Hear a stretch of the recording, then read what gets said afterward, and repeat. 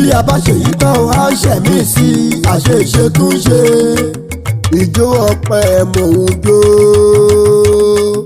ìjó ọpẹ́ mò ń jó. Mo tún lé kan lọ́dún táwa yìí. Ìjó ọpẹ́ mò ń jó, ìjó ọpẹ́ mò ń jó fọ́lọ́run. Ìjó ọpẹ́ mò ń jó. Mo tún lé kan lọ́dún táwa yìí. Ìjó ọpẹ́ mò ń jó. Ẹni ọdún bá láyé dandan ni kó ṣọpẹ́. Ẹni ọdún bá láyé dandan ni kó yìn Elédùmarè ọba lógo. Torí náà la ṣe wá bá Àyìnkẹ́ Olúwapẹ̀lúmi ọmọ Òkunlọ́lá dúpẹ́ lọ́wọ́ Ọlọ́run ọba.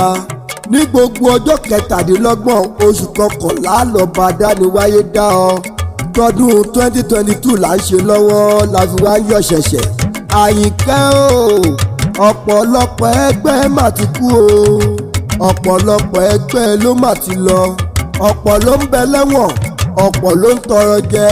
Níṣe ni kó o máa dúpẹ́ lọ́wọ́ Sáàtì lókè. Òun ló mú olólùfẹ́ rẹ ọ̀wọ́n, ọkọ rẹ, ẹni bí ọkọ rẹ, bàbá ọmọ rẹ. Àṣìṣì Ṣọ̀lá ló fi ránṣẹ́ para òde Akérìkú wá báwo Olúwa lógo. Ó ní aya mi ni, ẹni bí ọkọ mi ni, olólùfẹ́ mi ni, ìyá ọmọ mi ni. Ó ní òun ló ń ṣọjọ́ bí lọ́jọ́ tòní.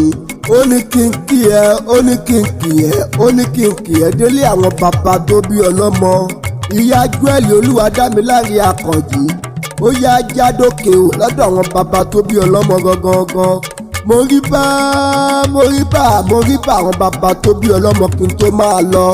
Òkè o ọmọ olómi àjàká, ọmọ arójòjòyè, ọmọ adélé tejiteji, ọmọ ilé àyánà lókè o máa gbóhùn ẹnu mi. Ọmọ ọlọ́rọ̀, ọmọ àjànà, alálàá ni wọ́n.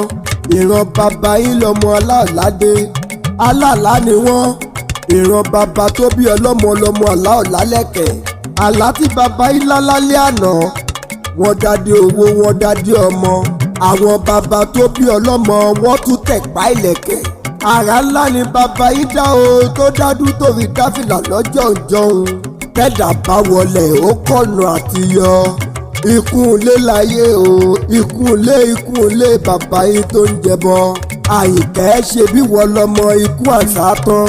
Bí kún bá jí yóò kàn lé lárúurú ni. Adébíkún yín bàlẹ́ o, alárúurú bòrùlé dànù. Ìgọdò ọmọ abílẹ̀ ṣòro máa gbóhùn ẹnu mi.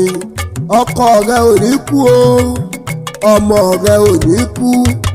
O wá ní rohun gbé sọnù bí kò ṣe bí ọmọ.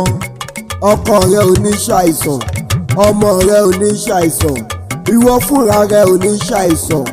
Àyìnkẹ́ ọmọ Òkunlọ́lá o, Olúwapẹ̀lúmi aya Akínyínká. Ọjọ́ bíi tọdún 2022 là ń ṣe lọ́wọ́ o. Tó bá dọdún tó ń bọ̀ a ò ní fi kún rántí rẹ. Ọmọ aráyé ò ní jalè kọ́ sọ pé wọ́n ni. Dúrúdúrú mọ́ ni ò ní dúró mọ́. Ọmọ aráyé ò ní pànìyàn kọ́ sọ pé wọ́n ni. Níṣe ni kó bá mi ṣàmì ẹ̀. Bó ṣe ń gbọ́ bó ṣe ń dún kìkìkì látẹ̀kan. Olólùfẹ́ rẹ ló ránṣẹ́ para òjì Akérìkó wá kọrin ọba. Ó ní ò ní kú, ó ní ò ní rùn, ó ní kérékéré ayé ò ní kú ọ lọ, ṣàgbàṣàgbà ayé ò ní ṣà ọ lọ. Ó ní ẹyẹ burúkú kò ní ké lórùlé rẹ, ajá burúkú ò ní sunkún lọ́dẹ̀ rẹ. Àmìlá ni kó máa ṣe. Ara òjé ṣe tán o, mo fẹ́ máa relé bàbá mi. Èmi lára òjé ń petu, ọmọ ṣáṣá lọ̀jẹ̀ ilé o. Èmi lọmọ arọ tí wẹ̀ bí òjò.